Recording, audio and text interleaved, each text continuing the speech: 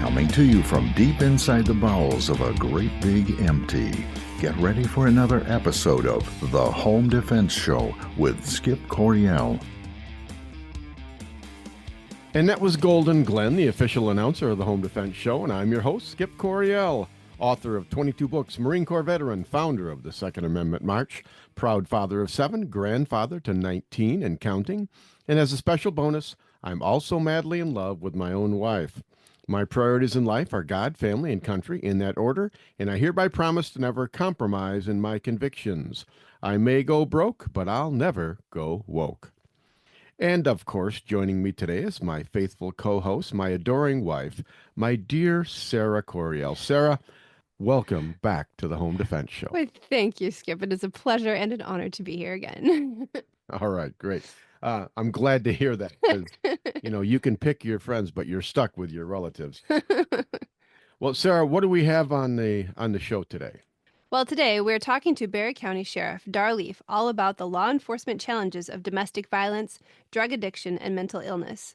Then, in the shootingclasses.com self-defense report, we'll be speaking with firearms instructor Houston Denham about thieves being shot with their own guns. That should be fun. Yeah, I like Houston. He's from Oklahoma, and he's got that accent, I like that. But before we get too far into the show, let's thank our sponsors, United States Concealed Carry Association, shootingclasses.com, and Center Shot Indoor Gun Range.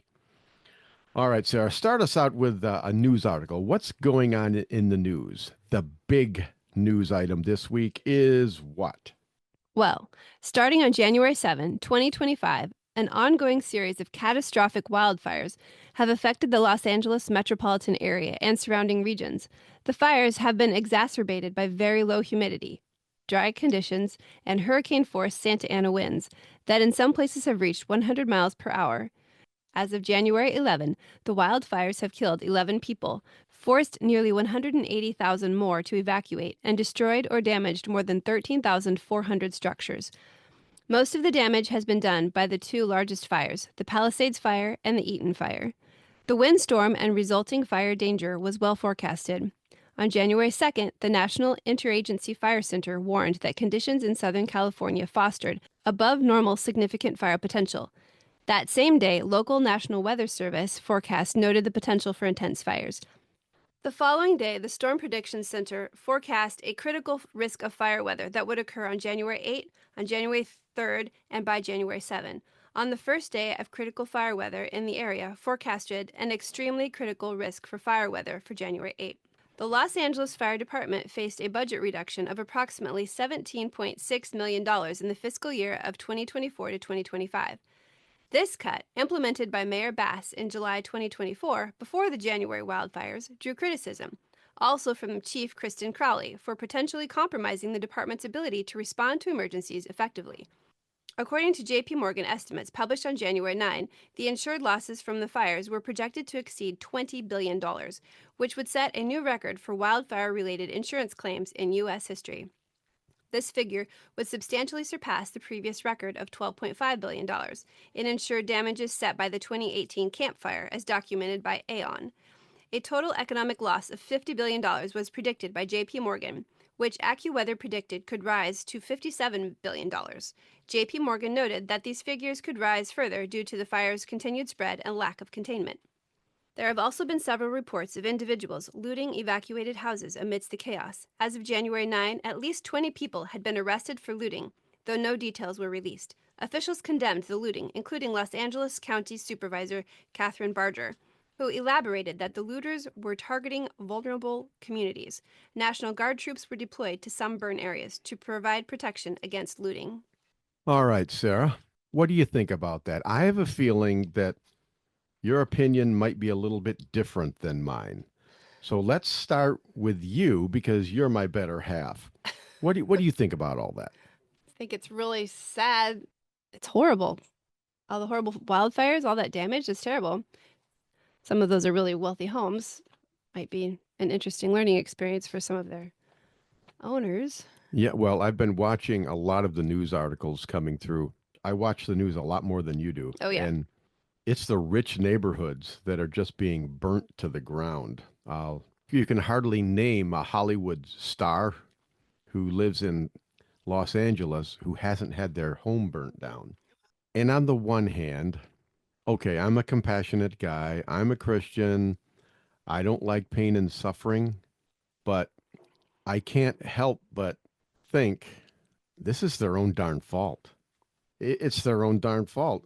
I mean, their forestry management plan is to let nature do anything that it wants to do. So for decades, they're warm year round there. Things grow year round. So the brush grows up, it dies, it falls to the forest floor, and they will not do a controlled burn because of the environmentalist wackos there.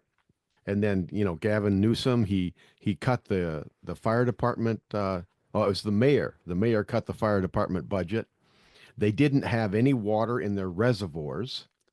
What? They didn't have any water in their reservoirs. They were keeping at a low level during the winter months to avoid stagnation. That's what I read. So it's like the firefighters, they're doing their best, but they're under budget, and there's just too many fires. And You need water to put out fires. well, I'm just hearing, a lot of people saying this reminds me of the story in the Bible of Sodom and Gomorrah. Oh.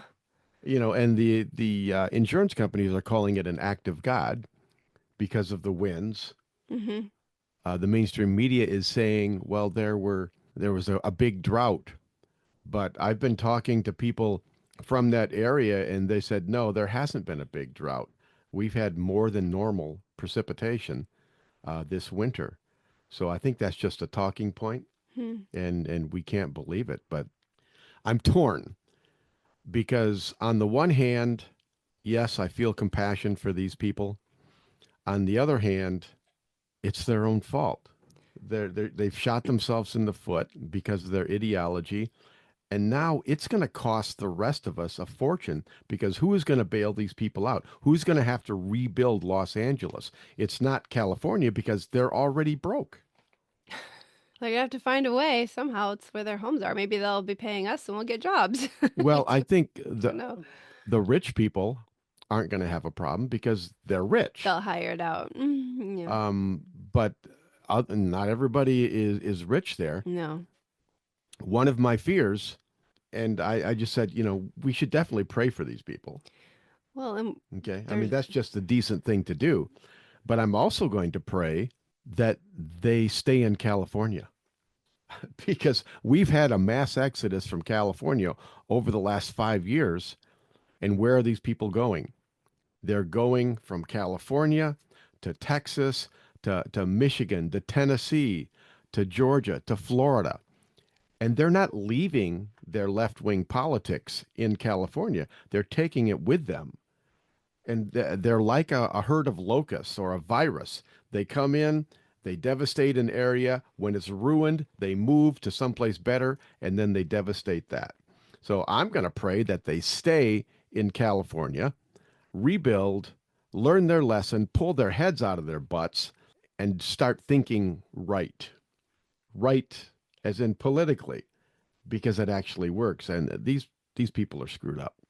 Now, you grew up on the West Coast. You probably have a little more compassion than I do because you're a better person than I.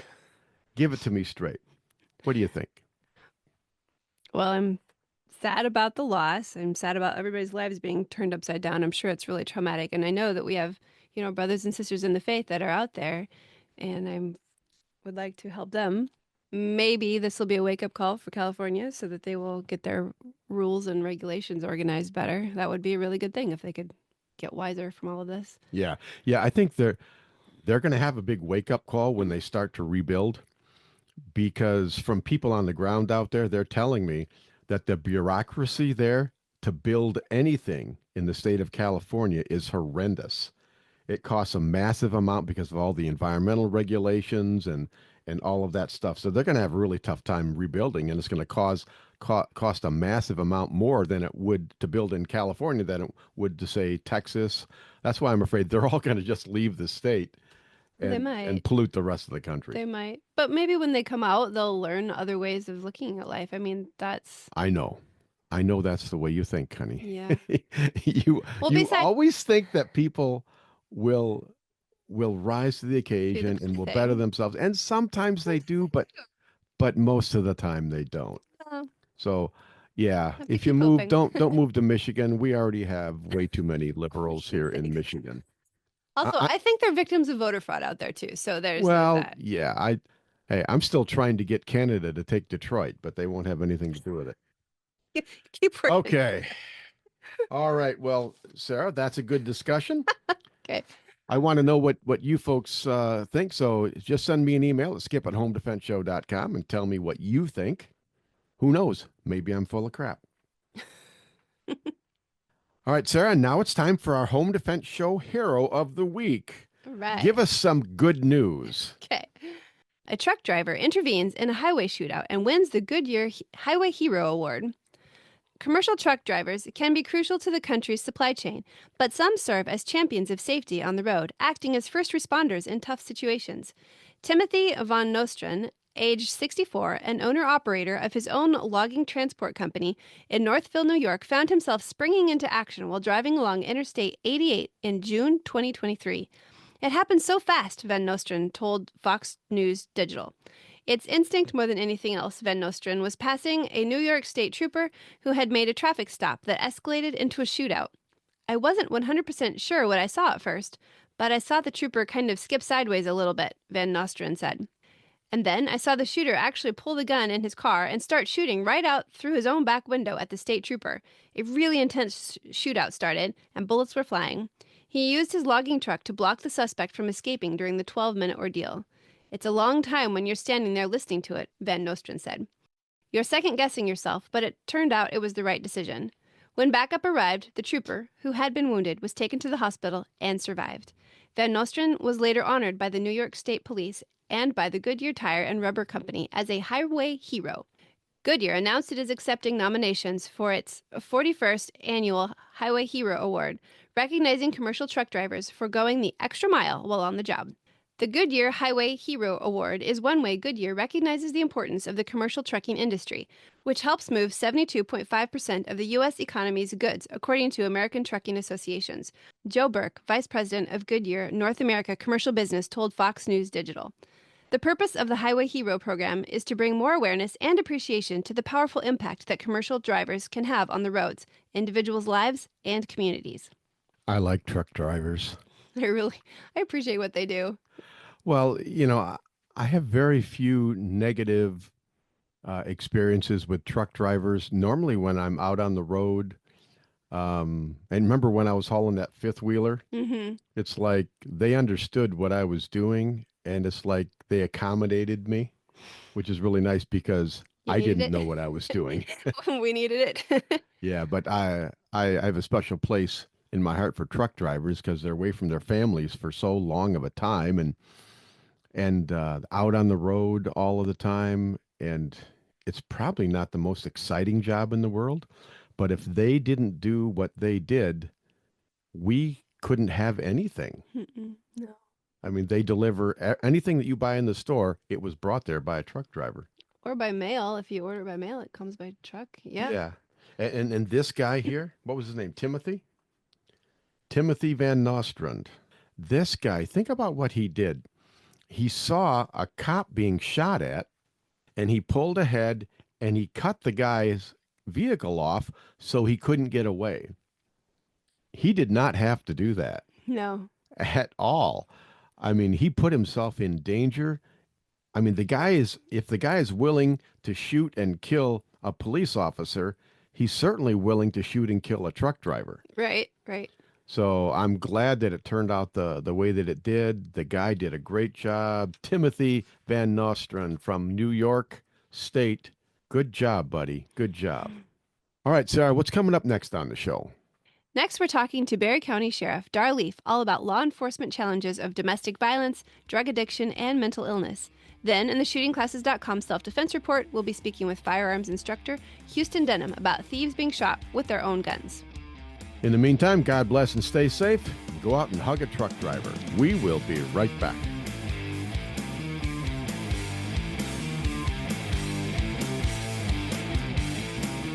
Firearms training should be easy. Instructors can focus on teaching and not worry about all the complex paperwork and management behind the scenes. Just pull the trigger and let us do the administrative work. Welcome to shootingclasses.com. At Centershot Gun Range, we are passionate about training. Don't know where to start? We offer a 1-hour new shooter seminar to introduce you to the world of firearms and help you find training opportunities specific to you. Concealed carry, home defense, firearm safety, AR-15, private one-on-one training, custom training, or maybe you're on a security team looking to protect your church or business. We even offer weekday morning and evening classes. Centershot Gun Range has you covered. Start your journey at centershotgunrange.com. Firearms training should be easy. Instructors can focus on teaching and not worry about all the complex paperwork and management behind the scenes. Just pull the trigger and let us do the administrative work. Welcome to shootingclasses.com.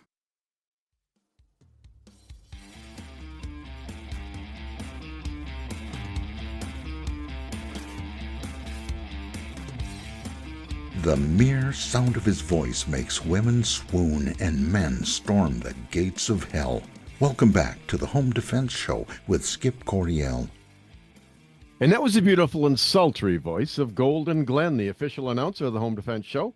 Folks, we live in a dangerous world, and I want you to be able to protect and defend the ones you love. And that's why I have this show. It's my way of empowering you to accomplish one of your primary jobs in life. You are a protector and a defender. All right, listeners, before we get too far into the show, don't forget to check out our sponsors, United States Concealed Carry Association, shootingclasses.com, and Centershot Indoor Gun Range for all your training and equipment needs. Without our sponsors, this show wouldn't be on the air, so we thank you all. And now, I want to welcome a good friend of mine, a friend of like many decades, Sheriff Dar Leaf from Barry County. Dar, welcome back to the Home Defense Show. That made it sound old. Many decades. Well, you know, after a while, you just can't deny it anymore. I mean, you hit the half century mark, and it's like, okay, yep, I might be getting old, but we're wiser. Yeah, so yeah, we'll keep telling ourselves that. Well, yeah, wiser and, you know, just out of shape. I mean, geez. More stubborn. Yeah, stubborn. But I think the wisdom part, it can be true. You know, let's face it. Some people, no matter how long they live, they're not going to get any wiser. But I firmly believe, you know, when you overcome life's problems, you're getting wiser. If you don't overcome life's problems, then you just get more problems. But Dar, just share with people, how long you been sheriff there in Barry County? I just finished up my fifth term, so 20 years. 20 years. And before that, you were a patrol deputy, right? That is correct. Well, you know, Dar, I wanted you on the air today because I wanted to talk about, I guess, domestic violence. You know, when I was doing research for one of my books, Concealed Carry for Christians, I was going over the FBI Uniform Crime Report, and one of the stats that I found that was disturbing but also very interesting is that 80.3% of all murder victims knew their attacker. They were either, you know, coworkers or neighbors or friends, but in most cases they were relatives. And so what that tells me is 80% of the time you already know the person who's most likely to murder you. Comment on that for a second. Well, you nailed it right on the head. That's the first rock we turn over. I mean, go across, have a murder that happens, we go look for the people closest to them. Oh, wow. That is so sad, but it kind of makes sense because we're, you know, for me personally, I can't speak for you, but for me personally, I feel more passion, more feelings for the people that I love, and these are typically crimes of passion, aren't they? Yeah, passion and greed. Oh, okay. And you said greed? Yeah, sometimes you can throw some greed in there. Oh, okay. Like life insurance payments and things like that? Or just money in general. It just depending on there's just a plethora of things when I start talking about the greed, which might be going after. Yeah. Sometimes it's just outright anger. Yeah, well, that's a passion.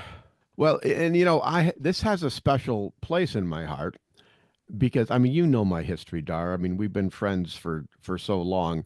In my second marriage, my wife, who, has since died of cancer, she was an abuser.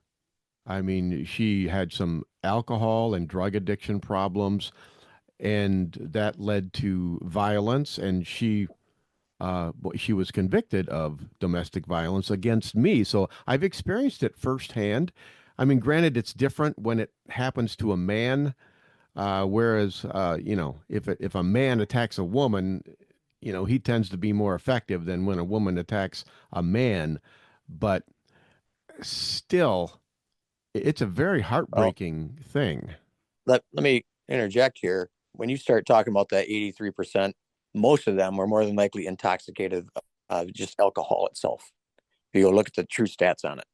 And what it does, it takes you out of your normal, makes you do Yeah. things that you normally wouldn't do. Budweiser doesn't make you smarter. Yeah. So, yeah, it's substance abuse is a real issue here in this country. If it wasn't, then we'd be able to put the drug cartels in Mexico and China out of business. Well, what about mental illness? And here's my thought, Dar. I've always wondered, when you talk about mental illness and any type of addiction, they seem to be wild cards because they put people in an altered state of mind, lowers their inhibitions, and they're more likely to do things that they wouldn't normally do. But I guess, I have family members who have been addicted to drugs and alcohol, and it seems to me that when you have a prolonged addiction, it seems tied into mental illness. If you're not mentally ill before, it's like you kind of become that way. Can you talk to that at all? Well, that's really not my forte. I can just talk about experience on that. Yeah, there's a Yeah. lot of mental illness out there. It's to the point now we don't even. I can't tell you. I don't know if you can. What is normal anymore? Yeah. Now you add alcohol and maybe some other drugs to that equation, and yeah, that's a disaster waiting to happen right there. Well, as far as how law enforcement deals with domestic violence, let's say you get a phone call. A woman is screaming. She says she's been attacked by her husband or her boyfriend or whatever. What is the normal protocol for law enforcement dealing with that?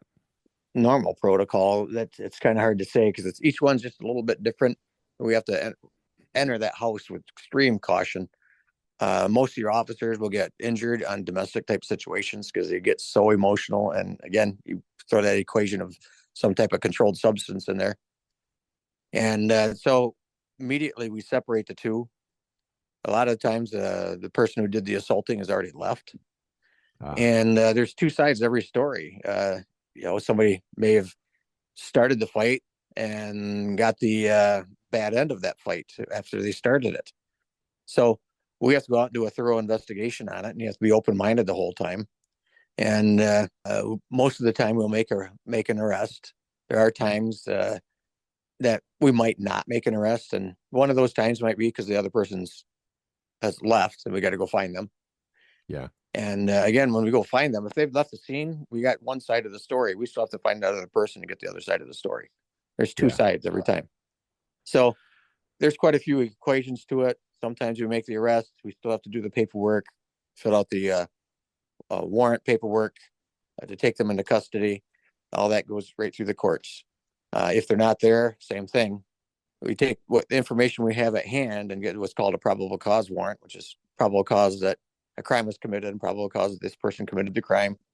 And we send it up through the court system, which includes our prosecutors. Sometimes we get turned down because there was not enough there, mm, which that's part of the checks and balance. yeah. Well, because people are innocent until proven guilty. That is correct. And if we didn't have enough to make an arrest, then somebody has to speak up and say so. Yeah.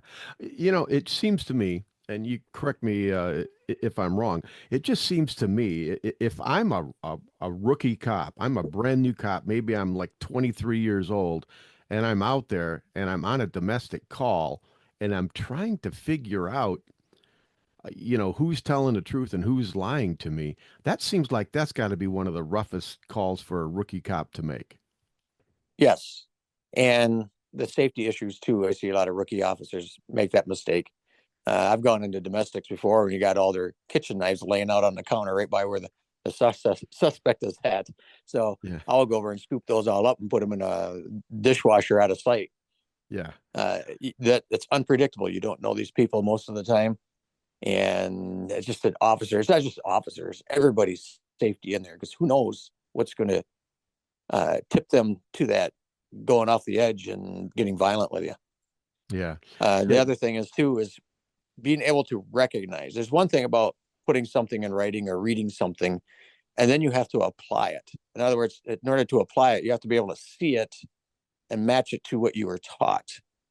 So when you go on in there and you're called to this domestic, you got to be able to look at the evidence yourself, and it has to make sense to you so you can further do your job. The older you get, more experienced you get. And these young rookie officers, some of them just don't have life experiences like older officers have. Yeah. So yeah, a rookie officer coming in there, they're going to have a little bit more of a struggle with that. And here's one of the things that, I teach my concealed carry students is I tell them, never ignore your gut instincts, because basically your gut instincts are the sum total of every experience that ever happened to you and what you learned from that experience. So it's kind of like, wisdom. And a rookie cop doesn't have that backlog of experiences where he learned about this. So would you ever send a rookie cop in by himself to a domestic, or how's that work? We don't like sending officers, period, by themselves to a domestic. If that happens, you are really, really short staffed, or you were the first one there and you had to make a rapid entry to break that fight up. So a life or death thing, someone who was going to get hurt.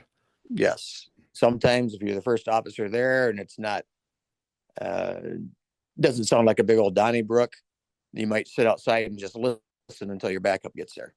Yeah, that makes sense to me. I would not want to be a cop these days. I mean, I'm not going to discourage people who feel passionately about it and want to help, but it just seems to me that cops these days, they're always second guessed, and there's a political aspect to it. Is that what you're seeing, or is it just something that's on the news?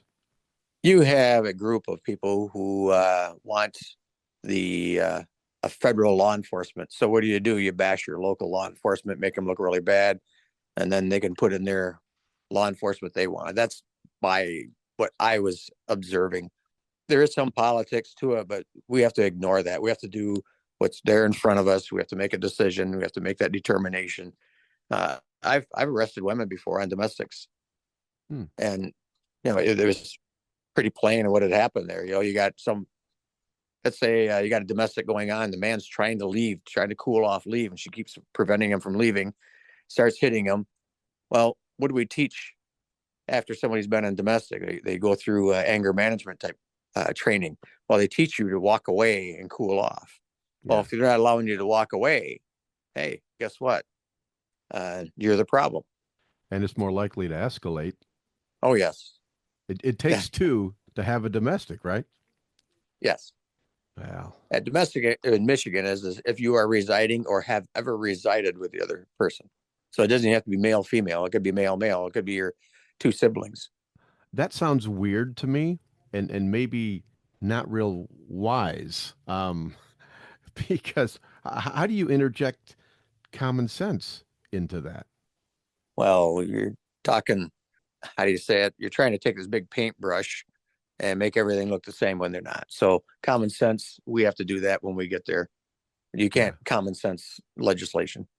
So basically, you go in there, you gather as much evidence, facts as you possibly can. You interject your gut instincts, and you separate them. I think that's a good idea. So, because a man or a woman who's being abused, while they're right in front of the guy that's abusing them, is not really likely to be forthcoming because they're thinking in the back of their mind, okay, what's going to happen after these two cops leave? I'm going to get the crap kicked out of me. Right. That's why they encourage arrests on most of these, because they get heated. And like I said, in my career, I only remember being involved in one domestic where both parties were sober, and Really? Wow. they were really really loud, but they were so old I don't think they could have hurt each other. They were adjusted. They had adjusted to each other, and it's like, yes, I hate you, you dirty rotten so and so, but don't you dare leave me. Yeah, all the others, one or both parties were intoxicated. I guess that tells the real story. You're from a rural county. Are there any drug problems in rural county, or is it just a big city issue? There's drug problems everywhere in the world. Don't Yeah. let anybody kid you. If there were no drug problems, like I said, the drug dealers would be out of business. Same thing with the child trafficking. I don't know if I'm more angry that people traffic or angry that there's a market for it. Well, so I guess without drug and alcohol abuse, sheriffs would be more like, Andy Griffith from Mayberry RFD kind of a thing. Yeah, perfect world, yeah. Well, we can hope and pray for that. That's what I'd like to see, Dar. And sadly, you got people who you can handle, like Andy Griffith, Yeah, but the way the world is and the way law enforcement is today and the attorneys and lawsuits and all this stuff, we can't. I You know, know. we It's a totally different world. well, I don't use the drunk driving. You get a officer, I forgot what state it was in, but he pulled over a guy, made it into his driveway for drunk driving. Family comes on out, says, "We'll take care of him. We got him. Just please don't take him to jail." So we let him go. Half hour later, he's in a vehicle and he takes out a family of 5. Oh, gosh. Yeah, that officer got in trouble, not just civilly, but criminally. Ended up doing some jail time for it. Obviously lost his job, got sued, lost everything. So if you were an officer, would you be taking those chances? Well, you really can't. Yeah, you can't. Wow. It's just such a crazy world. I liked it better 50 years ago, Dar. I hear you. And I was younger and stronger, too. Yeah. Well, I had a young man I pulled over and it was just for a headlight out. And he was the normal nervous because you get pulled over. And as I'm walking up, I see a revolver and the box that you buy it in right next to it, but the revolver is sitting right there on the seat, right next to the box. I'm going, Mhm. well, that's a little weird. So I went up, got all of his information, and then I asked him. I said, I told him why I pulled him on over and all that good stuff, like you normally do. And I said, "Yeah, I got a question for you." And he said, "What's that?" And I said, "Why's your pistol sitting on the back seat?" Oh my goodness! I thought he was going to wet himself. He got Yeah. so nervous, and then he told me what happened. He just turned 21, just bought it. He and his buddy are out at the range.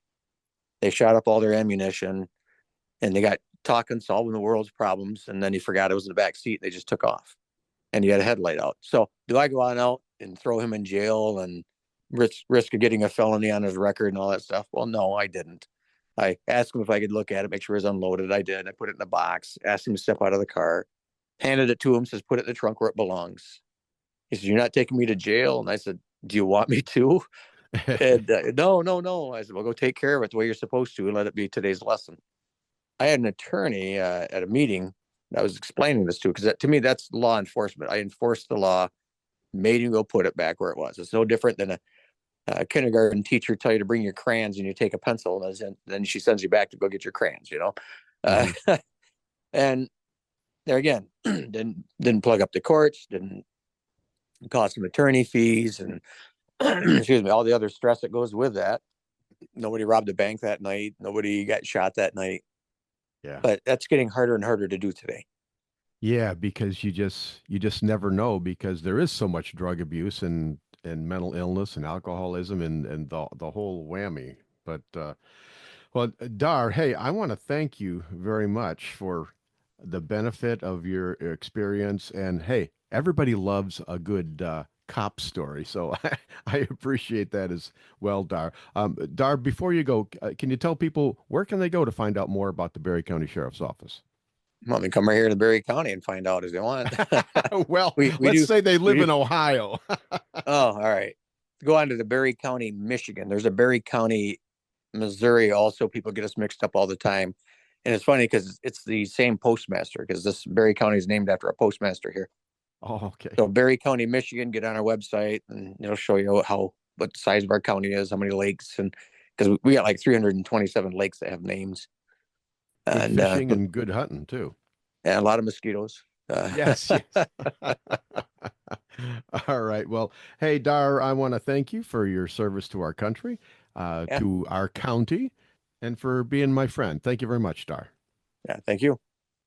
All right, this is Skip Coriel on Home Defense Show. Coming up next, we'll get some expert advice on the details of self-defense in our shootingclasses.com self-defense report with firearms instructor Houston Denham from the great state of Oklahoma. All right, folks, during the break, I want you to log into rumble.com and search on the Home Defense Show. I just posted a 7-minute video there called The Fat Man Inside Me.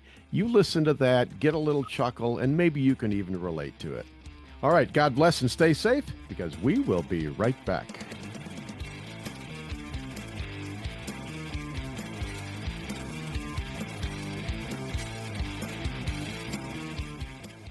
Avoid danger, save lives, and keep your loved ones safe. If this sounds good to you, you sound good to me, and I'd like to help you do those things.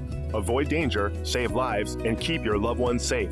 If you're looking for more excitement in your life, we have nothing to offer you. But if you are a thoughtful, responsible, nonviolent man or woman, we'd love to teach you what to do if something crazy happens. More importantly, we'd like to teach you what not to do.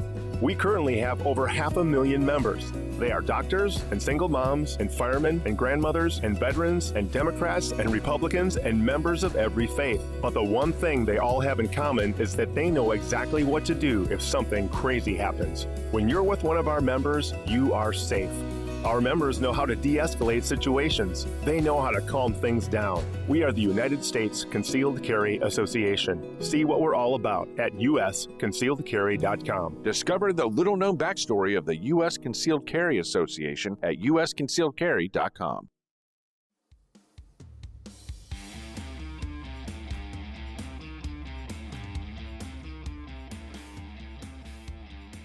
Liberals hate him, small children fear him, but God keeps on loving him anyway. Welcome back to the Home Defense Show with Skip Coriel. And that was the beautiful and sultry voice of Golden Glenn, the official announcer of the Home Defense Show, and I'm your host, Skip Coriel. Don't forget to check out our sponsors, United States Concealed Carry Association, shootingclasses.com, and Center Shot Indoor Gun Range for all your training and equipment needs. And now it's time for our weekly self-defense report, sponsored by shootingclasses.com. And today we're speaking with Houston Denham from the great state of Oklahoma. Houston, welcome back to the Home Defense Show. Hi, Skip. Thanks for having me again. Hey, not a problem at all. I always enjoy our talks here. You know, I love talking to people from all over the country. I'm in Michigan, you're in Oklahoma, and last week I was talking to someone from Ohio, week before that, Florida. It's just, it's a wonderful country that we have, and very diverse. So I like that. Yes, it is. It is. Yeah, everyone seems to be sick these days, no matter what state they're from, California, whatever. All right. Well, Houston, why don't you start out? Tell people where you teach and how they can find out more about you. Well, I teach right here in Oklahoma City. You can look me up on shootingclasses.com/TAC/.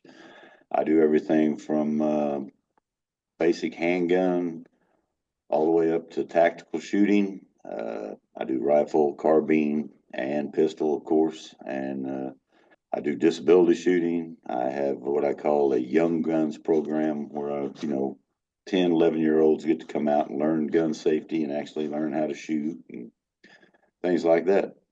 You're like a one-stop shopping place for personal defense. Try to be, yes. All righty. All right. Well, I'm going to go ahead and I'm going to read you this article, and then you and I will break it down. So here we go. The title reads, Alleged Armed Robber. That strikes me as funny. Alleged armed robber. They're always so careful to protect the reputation of armed robbers these days. It just really freaks me out. They do that with everybody. Oh, I know they do. Alleged armed robber in Chicago killed by own firearm. Maybe it should be allegedly killed by own firearm. We'll see. Chicago police believe an attempted robbery went sideways in the city's West Garfield neighborhood Saturday, and the suspect ended up being shot by his own weapon. Authorities responded to an emergency call involving 3 men beating another man just before 3 p.m. But what they found on arrival was dramatically different from what they had likely expected. The 3 men were indeed striking another person on the ground, but he was the alleged armed robber. Also, he suffered a gunshot wound to the chest. Investigators were able to piece together events leading up to the chaotic scene. Police believe that a 43-year-old man was working outside when he was approached by the suspected robber. The assailant displayed a firearm and demanded that he hand over money and valuables. The victim did not play along, however, and instead fought with his armed attacker. As the 2 men struggled, the suspect's gun fired and struck him in the chest. When police broke up the melee, the suspect was transported to the University of Chicago Medical Center and pronounced dead there. Investigators recovered his firearm at the scene along with a ski mask.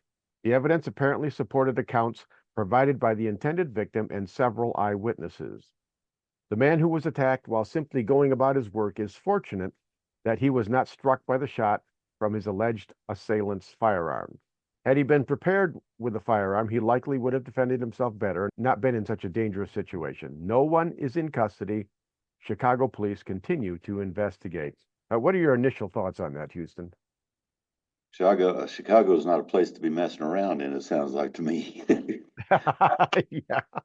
Well, I tell my students this, every one of them. I said, just because you have a gun doesn't mean that you know how to defend yourself with it. You need to know how to defend yourself with the gun, and you also need to have some type of weapon retention training, because that's a prime example of what happens. Yeah. Somebody will take your gun from you, and then you've got all kinds of problems going on. In this case, that guy lost his life because he thought he knew what he was doing. In this case, it was the criminal, the alleged criminal that lost his life because he couldn't retain his firearm. But the same thing goes for, honest law-abiding citizens, guys like you and me. Exactly. If I pull my gun and I can't protect the gun, then if I can't protect it, it doesn't really belong to me. That is correct. That is so correct. And, I can guarantee probably 80% of the people carrying a gun nowadays do not have weapon retention training. Yeah. And it's just a false sense of security is all they're getting, Yeah. It's like having a teddy bear. Exactly. Well, I know, I don't know what they teach in Oklahoma. In Michigan, they don't teach retention at all. Basically, you get the bare minimum. It's an 8-hour class. Basically, we teach you how to not shoot yourself by accident. You get some firearm safety, the basics of marksmanship, but that's all you're required up here. Same way here. Same way here in Oklahoma. They don't care if you can defend yourself, defend that gun from anybody, or even if you can really hit your target, but they just want to make sure that you're safe. That's it. Yeah, pretty much.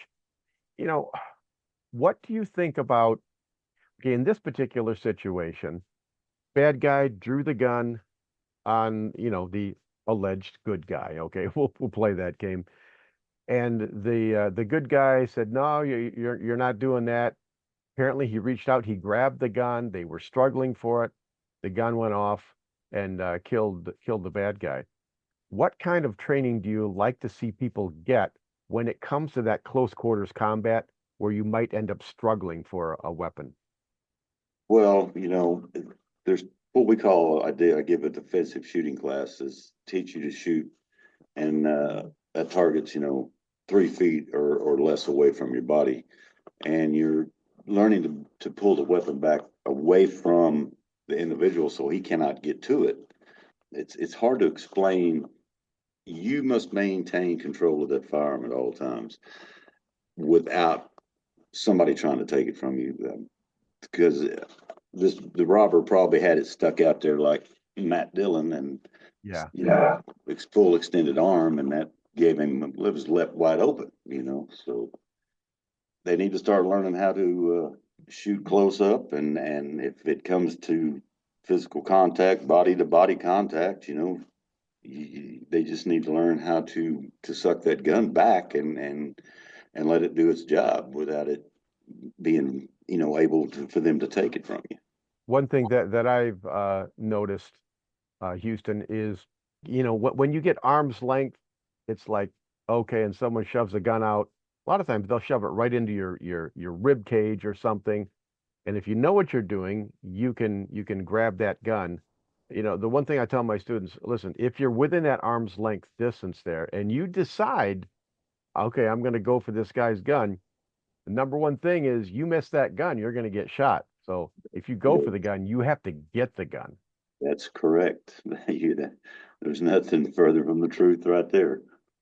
Yeah. And with semi-automatics, if you can grab onto it, I mean, you got some pretty good leverage. Let's say it's a full-size Glock. You grab towards the end of the barrel. You can grab his wrist with your other hand. You can twist it around. You just don't want to put your hand over the barrel because that's a really bad place to be. With revolvers, you can grab onto the cylinder, and then they can't even the cylinder won't rotate and the gun won't go off. But I guess number one thing, if you go for the gun, you have to get the gun. But there's that no man's land. Like, let's say you're out at 6 or 8 feet. How do you close that distance on a guy who's pointing a gun at you? In a situation like that, I might be more, if I don't have a gun, I might be more likely to comply and say, okay, fine, take my wallet, whatever, because he's going to be able to shoot me before I can close that distance. Correct. Yes, you have to be smart about this. Most of these bad guys, I don't know about up there. Down here, it seems like everything is 4 feet or less. So yeah, I'm not sure what their thinking is of the process. The further south they go, but we had carjackers the other night shooting at people that were coming out to stop them from breaking in their cars, and they were like 5 feet away from them. Oh, so, wow! It's crazy. Once you get a hold of the gun, especially if it's a semi-automatic Glock or whatever, you can take it out of battery just by putting pressure on the slide. As you grip it, and it won't go off. I mean, yeah. It's called taking it out of batteries. What it is all it's doing. So yeah, well, the guy had a lot of chutzpah, to do what he did, and I get the impression coming out of Chicago, there's been so much crime there. I just get the impression that people are sick and tired of it, and they're more likely to fight back now than they were, say, 3-4 years ago. That's what I'm noticing in the news. Noticing that here in Oklahoma as well, Skip. People are standing up. People are, they're coming to my class, and I ask everyone. I said, "Why did you decide to, learn to shoot, or why did you want to take this class?" And they were like, "Well, I got to be able to defend myself, and I want to know what I'm doing." And yeah, it's more. Those are the two main answers I get every class. Hey, Houston, we're about out of time for this segment, but before you go, please tell people again, how can they get a hold of you? You can reach me at TAC Training Assessment Cell on shootingclasses.com at /TAC/ I'm right here in Oklahoma City. Well, Houston, thank you very much for being on the show today. Well, thank you, Skip. Be talking to you soon. Okay, folks, this is Skip Coryell on the Home Defense Show, and that about wraps it up for this week's show. I've had a good time, and I hope you have too. Please don't forget to thank our sponsors, Center Shot Indoor Gun Range at centershotgunrange.com, shootingclasses.com to help you find the right trainer for your needs, and the United States Concealed Carry Association. For all your self-defense needs, go to uscca.com. All right, I've written 20-plus books, and they're all available on Amazon.com in paperback, ebook, and audiobook. This week, check out my 3-book series, The COVID Chronicles. It's a great read, and I know you'll love it. And if you want training from me in person, then check out Midwest Tactical Training at shootingclasses.com. All right, please join us again next week for all your home defense needs. In the meantime, God bless and stay safe. Thank you for joining us this week on The Home Defense Show. Now, get out there and protect the ones you love. We'll see you next week with more of the best. Bye-bye, boys! Have fun storming the castle!